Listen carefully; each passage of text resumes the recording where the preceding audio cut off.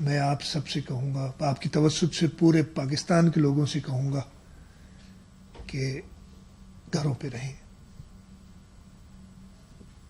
عید خوشی کا موقع ہے. اس کو میں جو باتیں کرتا ہوں پھر میرے اوپر بڑی کرٹیسزم ہوتی ہے کہ یہ تو پتہ نہیں آ کے ایک بلیک پکچر پیش کرتا ہے.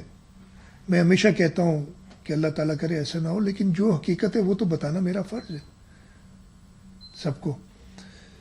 تو تحفہ آپ یہی دے سکتے ہیں کہ آپ خود احتیاط کریں. آپ احتیاط کریں گے تو ہمارے جو میڈیکل ہیلتھ ورکرز ہیں ان کو ان کے اوپر پریشر کم پڑے گا.